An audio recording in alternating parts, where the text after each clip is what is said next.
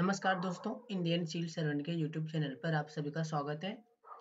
आज की वीडियो में हम लोग 8वीं सदी के भारत का इतिहास देखेंगे और इस काल में हम लोग देखेंगे कि पल्लव वंश के बाद जो सो भारत के इतिहास में 8वीं सदी में क्या-क्या घटना हो रहा था और इस काल में आपको कौन-कौन से राजवंश देखने को मिलेंगे, कौन-कौन से राजा देखने को मिलेंगे और उससे संबंधित क्या-क्या राजनीति देखने को मिलेगी, क्या-क्या उसकी कल्चर देखने को मिलेगी, इन सभी को जो सो हम लोग देखेंगे। तो इससे पहले वाले लेक्चर में हम लोगों ने पल्लव वंश के टॉपिक को कवर कर लिया था। अब जो सो उसके बाद का जो टॉपिक आता है हमारा, वो आता है आपका 8वीं सदी का बाद, ठीक है ना? क्योंकि 8वीं सदी से पहले का इतिहास जो सो हम लोगों ने पल्लव वंश में कवर कर लिया है। तो उसके आगे जाने का इतिहास जो सो आपको 8वीं सदी के बाद का ही मिलता है, ठीक है ना? मतलब पल्लव वंश से आगे की जानकारी अगर आपको चाहिए, तब जो सो आपको 8वीं सदी में एंटर करना पड़ेगा। और इसी में जो सो हम लोग बहुत सारे जो सो राजवंशों का ब्यौरा देखेंगे कि इसमें जो सो नॉर्थ इंडिया में किस किस राजवंशों का शासन चल रहा था, किस किस राजवंशों का जो सो रूल चल रहा था। तो जो न्यू स्टूडेंट है उसके लिए इन्फॉर्म कर दें कि हमारा सीरीज जो ये चल रहा है वो यूपीएससी प्रीलिम्स के लिए चल रहा है। मतलब यूपीएससी प्रीलिम्स के एग्जाम के लिए चल रहा है, ठीक ना? मेंस जो फोकस है वो हमारा यूपीएससी प्रीलिम्स के एग्जाम पर होगा। बाकी जो सो आपको ये अदर्स एग्जाम में भी काम आएंगे।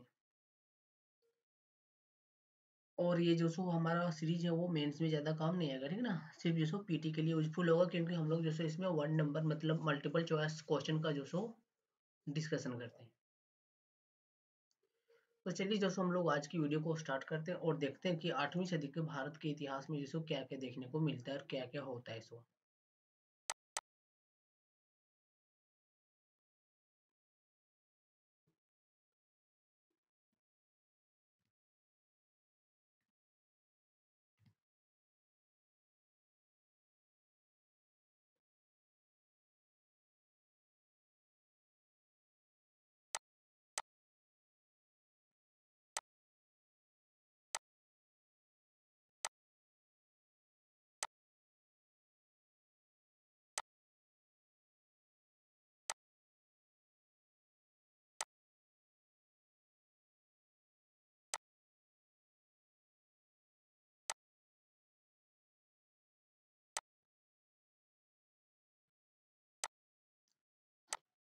तो हम लोग जो सो आज 8वीं सदी का इतिहास देखेंगे और इसमें जो सो हम लोग जनरली जो सो प्रमुख रूप से जो सो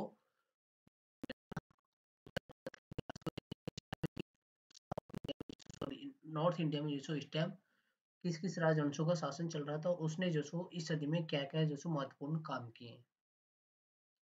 तो 8वीं सदी के इतिहास में जाने से पहले हम लोग सबसे पहले जो सो कश्मीर के इतिहास को देखेंगे, ठीक है ना? मतलब 8वीं सदी के इतिहास में जो सो सबसे पहले हम लोगों ने क्या बोला कि यहाँ पे जो सो हम लोग नॉर्थ इंडिया का इतिहास देखेंगे, ठीक है ना? तो नॉर्थ इंडिया का इतिहास देखने से पहले जो सो हम लोग सबसे पहले जो सो कश्मीर की ओर चलेंगे, देखेंगे कि कश्मीर में क्या-क्या हो रहा है। तो ये जो हमारा कश्मीर है, कश्मीर में जो सो इस टाइम मतलब 8वीं सदी में जो सो आपको राजा मिलेगा यहाँ पे देखने के लिए ललितादित्य मुक्तापीड़ा, ठीक है ना? कौन सा राजा मिलेगा? तो ये जो सो आपको यहाँ पे मिलेगा ललितादित्य मुक्तापीड़ा। ये नाम थोड़ा इम्पोर्टेंट है, ठीक है ना? याद रखिएगा क्योंकि यहाँ से जो सो सवाल पूछे जा सकते हैं क्योंकि ये सो हमारा 8वीं सदी का इतिहास है और इसी के काल में जो सो आपको कुछ इम्पोर्टेंट फैक्ट देखने को मिलेगा। किसके काल में? ललितादित्य मुक्तापीड़ा के काल में क्योंकि जो सो कलहन की राज तरंगिणी है हमारा, वो जो सो आपको इसी काल में रचा हुआ देखने को मिलेगा, ठीक है ना? कलहन का जो राज तरंगिणी है, वो जो सो इसी कश्मीर का इतिहास बताता है। तो यहाँ से आपको ये फैक्ट पूछा जा सकता है कि 8वीं सदी में कश्मीर का राजा कौन था? तो ये था हमारा ललितादित्य मुक्तापीड़ा। तो ये बात आपको यहाँ पे याद रखना है।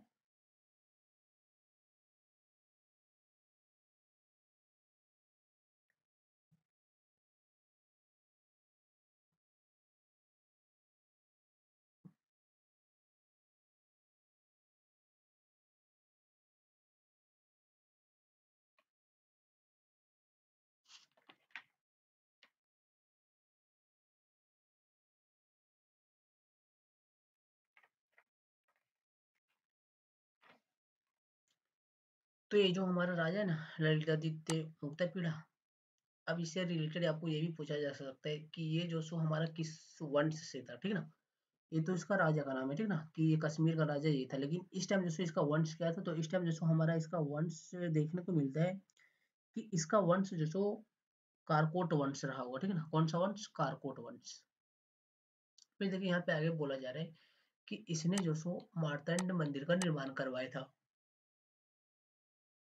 क्या बोला जा रहा है कि इसने जो सो मार्तंड मंदिर का निर्माण करवाया था। तो ये रहा हमारा कल्चर वाले सेक्शन से फैक्ट, ठीक ना, मतलब आर्ट और कल्चर वाले सेक्शन की। इसने जो सो संस्कृति के क्षेत्र में कौन सा कार्य किया था, तो इसने जो सो संस्कृति के क्षेत्र में सबसे प्रमुख कार्य यही किया है कि इसने जो सो मार्तंड मंदिर का निर्माण करवाया है, जो सूर्य मंदिर से संबंधित है। फिर आगे आता है कि इसने जो सो कन्नौज के राजा अशोकवर्मन को भी हराया था, ठीक ना। किसको हराया था? तो ये जो सो हमारा यशोवर्मन है, और ये जो सो अभी कन्नौज में रूल करता था।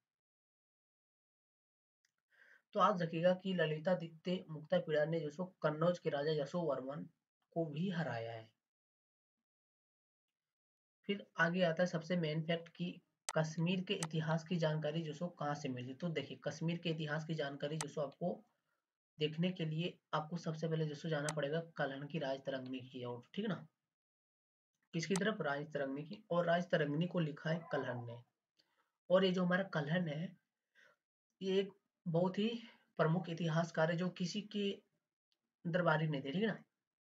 मतलब आपको बहुत सारे जो सो लेखक मिलेंगे जो, या फिर बहुत सारे जो आपको इतिहासकार मिलेंगे, वो जो सो आपको किसी के दरबारी कवि के रूप में मिलेंगे, ठीक है ना। आप कालिदास को भी देख लीजिए, वो सब क्या थे, वो सब जो सो किसी के दरबारी कवि थे। लेकिन ये जो हमारा कलहन है, ये जो सो किसी के दरबारी नहीं थे, किसी राजा के दरबारी नहीं थे, ठीक ना।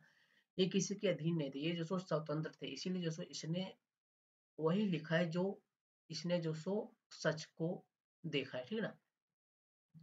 इसने जो सो अगर ये किसी राजा के अधीन होता तो हो सकता था कि ये जो सो अपने राजा की प्रशंसा के लिए जो सो हो सकता है कि कुछ बढ़ा चढ़ा कर लिखते, ठीक है ना। लेकिन ये किसी के दरबारी कवि नहीं थे, इसलिए जो सो इसने जो भी कुछ लिखा है वो सच ही लिखा है। तो एक फैक्ट आपको ये भी देखने को मिलेगा कि जो कलहन है वो स्वतंत्र है, किसी का दरबारी कवि नहीं है। तो ये जो हमारा राजतरंगिणी है, ये जो सो किसने लिखा है? तो ये जो सो हमारा कलहन ने लिखा है। तो ये फैक्ट जो सो आपको याद रखना है, और इसमें जो सो आपको कश्मीर की जानकारी देखने को मिलेगी, ठीक है ना। फिर आता है कि कलहन कश्मीर का इतिहासकार है, ठीक ना। जो हमारा कलहन है वो कहाँ का इतिहासकार? तो वो हमारा कश्मीर का इतिहास था। और इसने जो सो कलहन में सॉरी राजतरंगिणी में जो सो इसने 12वीं सदी तक के इतिहास को लिखा है, ठीक ना। किस सदी से? तो इसने जो सो प्राचीन काल से लेकर, ठीक ना, शुरुआती चरण से आदिकाल से लेकर 12वीं सदी तक के इतिहास को जो सो इसने राजतरंगिणी में लिखा है। ये बात आपको याद रखना है कि राजतरंगिणी में किस दौर तक की घटना का जिक्र हुआ है, ठीक ना। तो इसमें जो सो आपको आदिकाल से लेकर 12वीं सदी तक की घटनाओं का जिक्र देखने को मिलेगा राजतरंगिणी में, जिसके लेखक है जो सो हमारा कलहन है।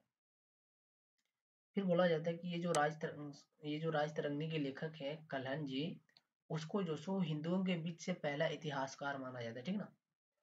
तो ये भी पूछा जा सकता है कि हिंदुओं के बीच से पहला इतिहासकार किसे माना जाता है।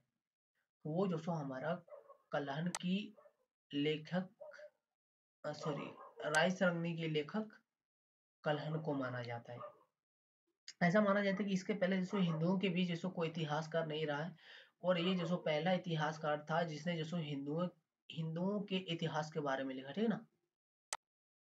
तो याद रखिएगा इसी कलहन की राजतरंगिणी में जैसे आपको अशोक की सीमा की जानकारी मिलता है कश्मीर से, ठीक है ना। और इसी कश्मीर से जानकारी मिलता है कि अशोक का सीमा जो सो कश्मीर तक भी था, ठीक है ना। क्योंकि कश्मीर में जो सो आपको अशोक का कोई अभिलेख नहीं मिलता है, इसीलिए ये जो सो अनुमान लगाना मुश्किल हो जाता है कि अशोक का सीमा कश्मीर में था या नहीं। लेकिन इसने लिखा है कल्हण ने अपने राजतरंगिणी में लिखा है कि कश्मीर का सॉरी अशोक का सीमा जो सो कश्मीर तक भी था। इसी कल्हण ने लिखा, याद रखिएगा। तो इसने जो सो आदिकाल से 12वीं सदी तक का इतिहास लिखा है, किसने? कल्हण ने। किस बुक में? राजतरंगिणी में। लेकिन एक फैक्ट और इसमें आएगा, ठीक है ना। 12वीं सदी के बाद का इतिहास किसने लिखा है? और 12वीं सदी के बाद का जो इतिहास लिखा है उस बुक का भी नाम जो सो आपको राजतरंगिणी ही देखने को मिलेगा, ठीक है ना। तो ये था 12वीं सदी के पहले का इतिहास, कि 12वीं सदी के पहले का इतिहास जो सो किसने लिखा है, कल्हड़ ने लिखा है, और वो जो सो बुक का नाम है राजतरंगिणी। लेकिन 12वीं सदी के बाद का जो इतिहास लिखा गया उस बुक का नाम भी जो सो राजतरंगिणी ही रखा गया है। और उस बुक को किसने लिखा है, तो देखिए उस बुक को जो सो हमारा लिखा है दो व्यक्ति ने, दो इतिहासकार ने मिलकर, ठीक है ना। किसने, एक इतिहासकार का नाम है श्रीवर, एक इतिहास का नाम है हमारा श्रीवर, और दूसरे का नाम है जॉन राज, ठीक है ना। तो ये जो 12वीं सदी के बाद का राज तिरंगली है उसको जो सो दो इतिहासकारों ने मिलकर लिखा है, एक श्रीवर ने और दूसरा जॉन राज ने। और जो 12वीं सदी तक का इतिहास है उसको जो सो कल्हड़ ने लिखा है।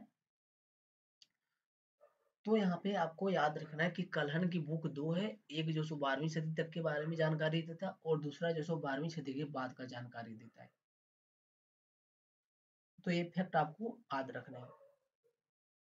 तो ये था हमारा कश्मीर का जानकारी, ठीक है ना, कि कश्मीर में जो सो 8वीं सदी में जो सो क्या क्या चल रहा था। अब चलिए हम लोग जो सो नॉर्थ इंडिया का ही दूसरा तरफ चलते हैं, कन्नौज में आने यूपी में। अब देखिए इस टाइम जो सो यूपी में क्या हो रहा था। तो देखिए यहाँ पे बोला जा रहा है कि राजा कौन थे इस टाइम, तो राजा थे अशोक वर्मन, जिसका युद्ध किससे हुआ, तो जिसका युद्ध जो सो आपको इसी राजा से हुआ है, ललितादित्य मुक्तापीड़ा से। यहाँ पे देखिए बोला जा रहा है इसने कन्नौज के राजा अशोक वर्मन को हराया था। तो ये जो सो इसका युद्ध किससे चलता था, तो इसका युद्ध जो सो मुक्तापीड़ा से चलता था, ललितादित्य मुक्तापीड़ा से।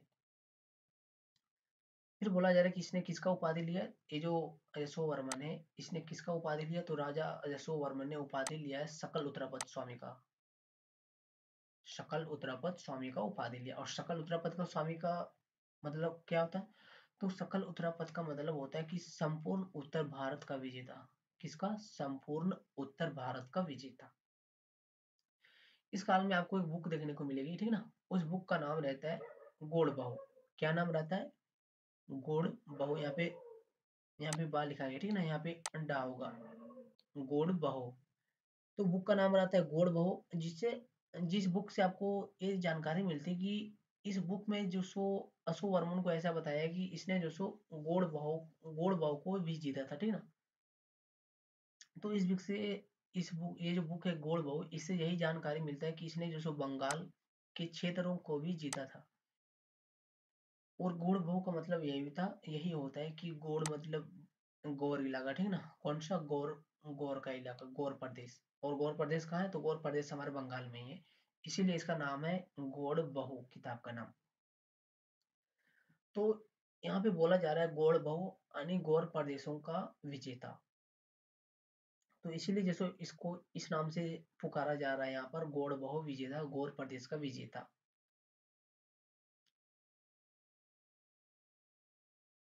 तो याद रखिएगा कि इसने जो सो बंगाल के क्षेत्रों को जीता है, इसका जानकारी जो सो आपको गुण बहु किताब से मिलता है।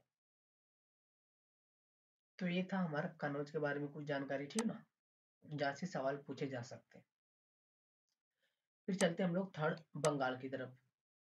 बंगाल में इस टाइम कौन था, तो देखिए बंगाल में इस टाइम हमारे थे राजा धर्मपाल। यहाँ से सवाल ज्यादा बन सकता है, ठीक ना, क्योंकि ये ज्यादा फैक्चुअल है और यहाँ पे जो सो ये थोड़ा इंपॉर्टेंट, इस काल में जो सो थोड़ा इंपॉर्टेंट राजा हुए, ठीक ना। और यहाँ पे थोड़ा काम भी कुछ अच्छा हुआ, इसीलिए जो सो आपको यहाँ पे थोड़ा डीपली पढ़ना है। तो ये जो बंगाल है ये हमारा, देखिए सबसे पहले तो ये मौर्य राजवंशों के अधीन हुआ, ठीक ना, सबसे पहले मौर्य राजवंशों के अधीन हुआ। मतलब ये जो बंगाल है, ये बंगाल जो सो मौर्य राजवंशों का सीमा था। फिर ये जो बंगाल है ये जो सो हमारा गुप्त राजवंशों का भी सीमा था। फिर यही बंगाल हमारा हर्षवर्धन ने भी जीता था, ठीक ना, किससे, शशांक से। फिर ये जो बंगाल है इन तीनों राजवंशों के अधीन था, मौर्य वंशों के भी, गुप्त वंशों के भी और राजा हर्षवर्धन के भी अधीन था। इसके बाद जो सो बंगाल बिखर जाता है, किसके बाद, हर्षवर्धन के बाद के काल के बाद। इसके बाद बंगाल बिखरने लगता है, तब जो सो वहीं के अस्थायी निवासी गांव के जो लोग होते हैं वो जो सो 750 ईस्वी में गोपाल नाम के एक व्यक्ति को जो सो राजा बना देते हैं। किसको बनाते हैं, गोपाल नाम के व्यक्ति को राजा बना देते हैं, ताकि वो जो सो बंगाल को बिखरने से बचा सके। और इसी गोपाल से यहाँ से एक वंश का जन्म होता है, कौन से वंश का? पाल वंश का। इसी गोपाल शब्द से जन्म होता है पाल वंश का, पाल वंश का। इसी पाल से जन्म होता है पाल वंश का। अब देखिए पाल वंश में कौन कौन इंपॉर्टेंट राजा, ठीक ना, जिसके बारे में आपसे सवाल पूछा जा सकता है। तो देखिए पाल वंश के महत्वपूर्ण राजा कौन कौन है। सबसे पहले तो ये गोपाल है, ठीक ना, जिसके नाम पर ये वंश रखा गया था। तो इसने कुछ किया नहीं था, लेकिन इसके नाम पर ये वंश है। फिर आता पहला इंपॉर्टेंट राजा धर्मपाल। फिर दूसरा आता है देवपाल।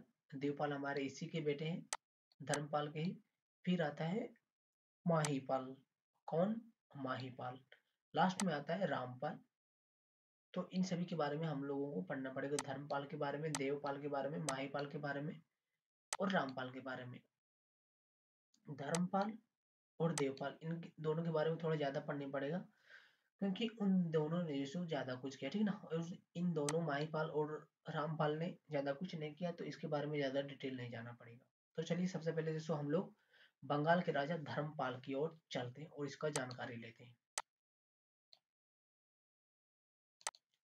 तो देखिए बोला जा रहा है कि ये जो हमारा धर्मपाल है, ये हमारा त्रिपक्षीय संघर्ष में शामिल हुआ, ठीक ना। किसमें शामिल हुआ? तो ये हमारा त्रिपक्षीय संघर्ष में शामिल हुआ। ये लंबा टॉपिक है, त्रिपक्षीय संघर्ष क्या है, इसको जो हम लोग बाद वाले टॉपिक में, मतलब इस टॉपिक के बाद कवर करेंगे, ठीक ना। जब 8वीं सदी का इतिहास कवर कर लेंगे तब दोस्तों हम लोग त्रिपक्षीय संघर्ष को एक वीडियो में कवर कर लेंगे। तो अभी जो इसमें नहीं जाना, क्योंकि ये डीप फैक्ट है। तो क्या बोला जा रहा है कि जो राजा धर्मपाल है जो त्रिपक्षीय संघर्ष में शामिल हुआ था। फिर बोला जा रहा है इसने जो कन्नौज को जीता था। किसने? राजा धर्मपाल ने कन्नौज को जीता था, और इसी से जीता था, त्रिपक्षीय संघर्ष से ही। फिर आगे आता है कि गुजरात के कवि सोढ़ल ने, कौन से कवि? गुजरात के कवि सोढ़ल ने इसको जो सकल उत्तरापद स्वामी बताया है। तो किस कवि ने जो धर्मपाल को सकल उत्तरापद स्वामी बताए? तो गुजरात के कवि सोढ़ल ने। ध्यान रखिएगा कि ये राजा बंगाल का है और ये कवि गुजरात का है, मतलब इसने झूठी बात नहीं बताया होगा, ठीक ना, सही बात बताया होगा। सकल उत्तरापद का स्वामी का मतलब वही हुआ कि इसने भी जो संपूर्ण उत्तर भारत को जीता था। धर्मपाल महान निर्माता भी था, ठीक ना, मतलब इसके काल में जो आपको कुछ महान महत्वपूर्ण निर्माण देखने को भी मिलेंगे। जैसे एक आता है धीमन और एक आता है विटफाल, ठीक ना। इन दोनों के बारे में जो आपको मेंस में डिटेल में जाना पड़ेगा, ठीक ना। यहाँ पे आपको सिर्फ फैक्ट याद रखना है कि धीमन और विटफाल, इन दोनों का जो निर्माण है वो किसके काल में हुआ था? तो इन दोनों का जो निर्माण है जो वो आपको इसी के काल में देखने को मिलेगा, राजा धर्मपाल के काल में। धीमन और विटपाल यह दो बड़े स्थापित थे, ठीक ना। क्या थे ये दो जो बड़े स्थापित माने जाते हैं, जिसका निर्माण जो आपको इसी काल में देखने को मिलेगा, धर्मपाल के काल में।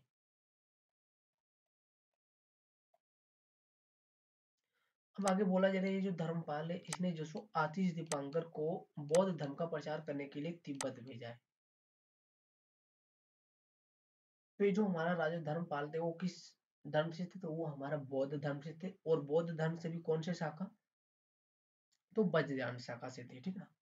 किस शाखा से थे? तो वो हमारा वज्रयान शाखा से थे, याद रखिएगा।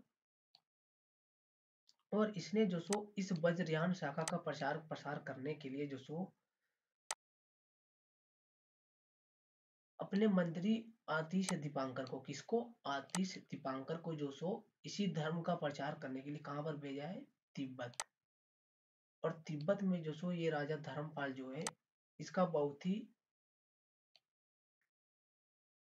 मतलब ऊंचा स्थान है, ठीक ना, किसका? धर्मपाल का। मतलब बहुत ही ख्याति नाम है धर्मपाल तिब्बत में। तो ये याद रखिएगा कि तिब्बत में बौद्ध धर्म का प्रचार करने के लिए कौन गया था? तो वो वहां पे गया है आतिश दीपांकर, और ये जो वज्रयान शाखा का प्रचार करने के लिए गया है। फिर देखिए अब चलते हैं हम लोग इससे स्थापित निर्माण की तरफ, ठीक ना, कि इसके काल में स्थापित का क्या दशा था। तो देखिए इसके काल में 3 महत्वपूर्ण विश्वविद्यालय का निर्माण किया गया है। ये बहुत ही बड़ी फैक्ट है कि इसके काल में जो सो 3 बड़े-बड़े विश्वविद्यालयों का निर्माण किया गया है। पहला आता है कि इसने जो सो नालंदा विश्वविद्यालय का जो सो संरक्षण दिया था, ठीक ना? मतलब इसने जो सो नालंदा विश्वविद्यालय को अपना संरक्षण दिया था। अब इसने देखिए कौन-कौन सा विश्वविद्यालय बनाया है। तो इसने जो सो विक्रमशिला विश्वविद्यालय बनाया है, ठीक है ना? फिर बनाया ओदनपुरी विश्वविद्यालय, फिर बनाया एक लास्ट सोमपुरी विश्वविद्यालय। और ये जो सोमपुरी विश्वविद्यालय है, ये अभी वर्तमान में हमारा बांग्लादेश में है और उस क्षेत्र को जो सो यूनेस्को का संरक्षण भी प्राप्त है। तो ये फैक्ट याद रखिएगा कि सोमपुरी हमारा आज बांग्लादेश में, इंडिया में नहीं रहा है। और जो हमारा विक्रमशिला है, ये हमारा अभी वर्तमान भागलपुर बिहार में है। और इन तीनों का जो निर्माण है वो जो सो राजा धर्मपाल ने करवाया है। और ये तीनों जो सो किस शाखा से थे, तो ये तीनों जो सो बौद्ध धर्म से थे और ये वज्रयान शाखा से ही थे। फिर बोला जा रहा है सोमपुरी विश्वविद्यालय जो सो आज बांग्लादेश में है, ठीक ना, भारत में नहीं रहा। और इस क्षेत्र को जो सो यूनेस्को का संरक्षण हासिल है। मतलब जिस क्षेत्र में ये विद्यालय है वहां के क्षेत्र को जो सो यूनेस्को ने संरक्षण दिया है। फिर बोला जा रहा है विक्रमशिला जो विश्वविद्यालय वो भागलपुर में है, बिहार में है। फिर बोला जा रहा है धर्मपाल धार्मिक दृष्टि से उदार था, ठीक ना। मतलब जो राजा धर्मपाल है वो कैसा था, तो ये धार्मिक कट्टरवाद नहीं था, ठीक ना। धार्मिक दृष्टि से उदार था, मतलब इसके काल में जो सो सभी धर्मों को जो सो स्वतंत्रता प्राप्त था, सभी धर्मों को जो सो समानता प्राप्त था, सभी धर्मों को जो सो संरक्षण प्राप्त था। लेकिन ये जो सो बौद्ध धर्म के वज्रयान शाखा को मानते हैं, तो यहाँ पे थोड़ी वरीयता जो सो वज्रयान शाखा को थी। लेकिन जो संरक्षण की बात है, समानता की बात है, स्वतंत्रता की बात है, इसमें जो सो आपको सभी धर्म को मिलेगा, ठीक है ना। तो याद रखिएगा कि धर्मपाल जो है वो धार्मिक दृष्टि से सहिष्णु है, उदार है, किसी के विरुद्ध नहीं है। इसीलिए जो सो इसके काल में जो सो आपको सभी धर्मों के प्रति जो सो समानता मिलेगी, स्वतंत्रता मिलेगी, संरक्षण मिलेगी। फिर बोला जा रहा है इसके काल में जो सो मूर्तिकला और चित्रकला का खूब विकास हुआ है, ठीक है ना। किसके काल में, राजा धर्मपाल के काल में मूर्तिकला का भी विकास हुआ है, चित्रकला का भी विकास हुआ, स्थापत्य का भी विकास हुआ है। तो इसीलिए हमने पहले बताया कि यहाँ से क्वेश्चंस आ सकते हैं, क्योंकि इसने जो सो बड़े बड़े कार्य किए स्थापत्य के क्षेत्र में भी, मूर्तिकला के क्षेत्र में भी और चित्रकला के भी क्षेत्र में भी। अब देखिए मूर्तिकला में क्या मिला है, तो देखिए मूर्तिकला में जैसे इसने ब्लैक सलेटी पत्थर, कौन सा, ब्लैक सलेटी पत्थर की बड़ी बड़ी मूर्तियां बनवाया, ठीक है ना। किससे बनवाए, तो ये जो मूर्तियां बनाई गई वो जो सो ब्लैक यानी काले पत्थर से बनाई गई है।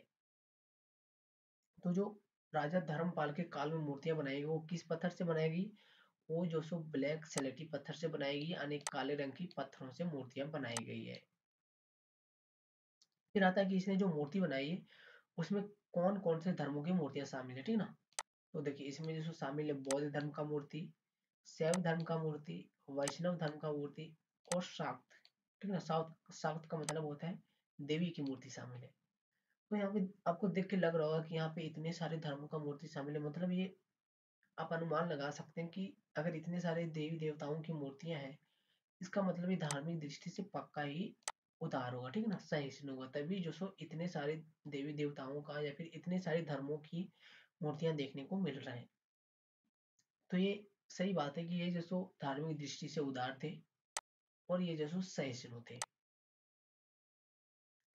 फिर आता है कि चित्रकला, ठीक ना। ये तो मूर्ति कला था, अब चित्रकला के तहत जो सो इसमें क्या देखने को मिलता, जो जो चित्रकला इसके काल में मिला है, तो उस चित्रकला में जो आपको मिलेगा लघु चित्रकला का विकास, ठीक है ना।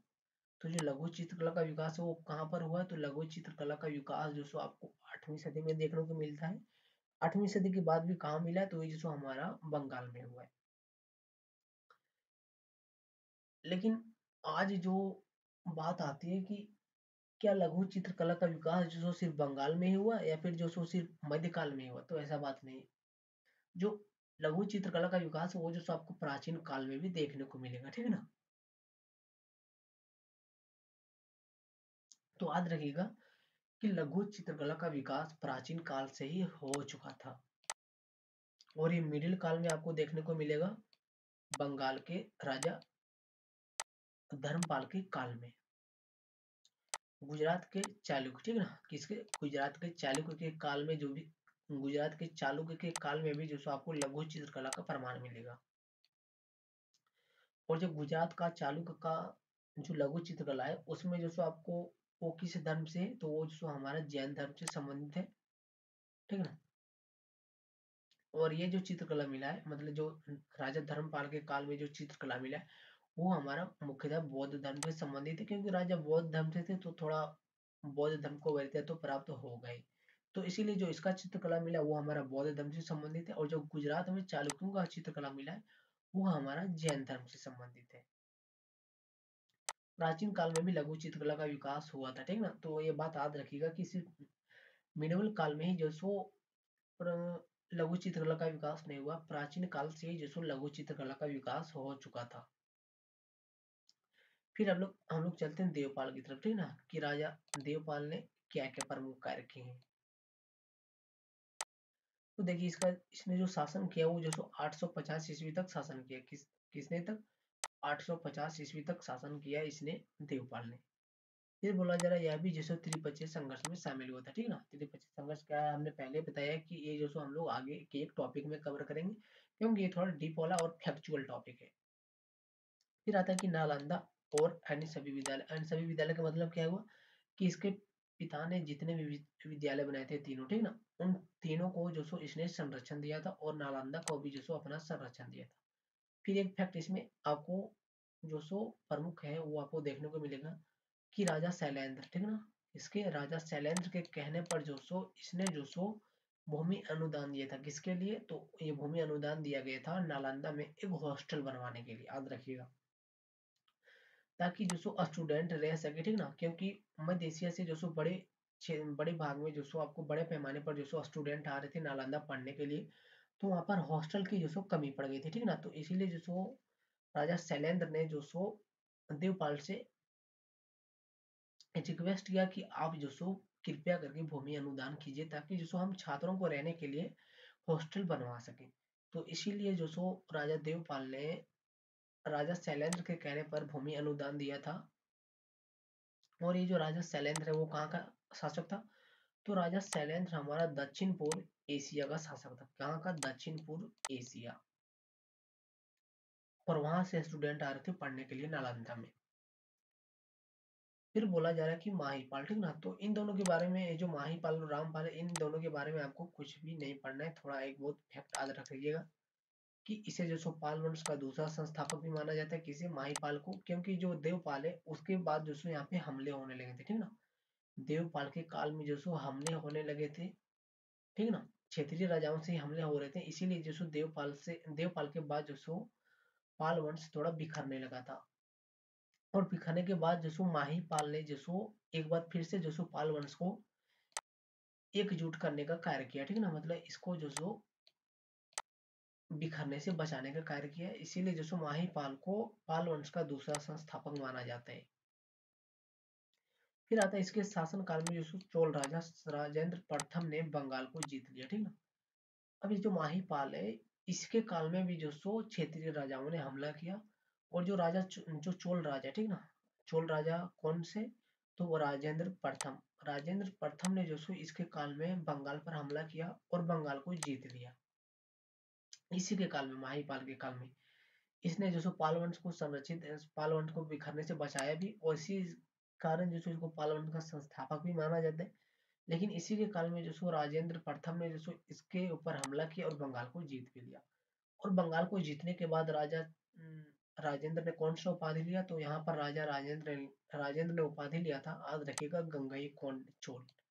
गंगई कोंड चोल, इसका मतलब क्या होता है? गंगई कोंड का मतलब होता है कि गंगा के क्षेत्र का कोंड। गंगई का मतलब हुआ गंगा क्षेत्र और कोंड का मतलब होता है विजेता, यानी गंगा के क्षेत्र का विजेता चोल। तो ये जो हमारा बंगाल है ये हमारा किसके किसके किनारे बसा है? जनरली जो सो ये गंगा नदी के किनारे बसा है ना। तो ये यहाँ पे बोला जा रहा है कि गंगई कोंड क्षेत्र, यानी गंगा के क्षेत्र का विजेता चोल। ये चोल राजा था, इसीलिए इसने चोल टाइटल ऐड किया है। फिर रामपाल, तो रामपाल से भी संबंधित आपको कुछ नहीं पढ़ना फैक्ट। तो देखिए इसमें एक दो फैक्ट है कि रामपाल चरित्र के लेकर, ठीक ना, जो रामपाल है तो इसी के नाम का एक किताब है, और किताब का नाम क्या है? किताब का नाम है रामपाल चरित। रामपाल चरित। और इस किताब के लेखक है दंडी। कौन है? दंडी, जिसमें जो सो आपको रामपाल की जानकारी मिलती है। तो रामपाल की अगर जानकारी आपको चाहिए तो आप जो सो दंडी किताब देख सकते हैं, ठीक है ना, सॉरी रामपाल चरित्र किताब देख सकते हैं, जिसमें आपको रामपाल की जानकारी मिल सकती है। तो ये था 8वीं सदी का इतिहास, ठीक है ना। अब आगे की लेक्चर में हम लोग जो सो सबसे पहले त्रिपक्षीय संघर्ष को कवर कर लेंगे, ठीक है ना, क्योंकि इसमें से बहुत से राजा जो सो आपको देखने को मिलेंगे त्रिपक्षीय संघर्ष में शामिल हुए। और त्रिपक्षीय संघर्ष से जनरली जो सो सवाल आ सकते हैं और आते भी हैं। तो इसीलिए जो सो अब हम लोग नेक्स्ट टॉपिक में जो सो त्रिपक्षीय संघर्ष को कवर कर लेंगे, और उसके बाद जो सो हम लोग वहां से आगे की टॉपिक की ओर मूव करेंगे। तो आज के लेक्चर में यही को हम समाप्त करते हैं, फिर मिलेंगे हम लोग जल्द ही दूसरे टॉपिक के साथ। तब तक जो सो आप सभी को जय हिंद।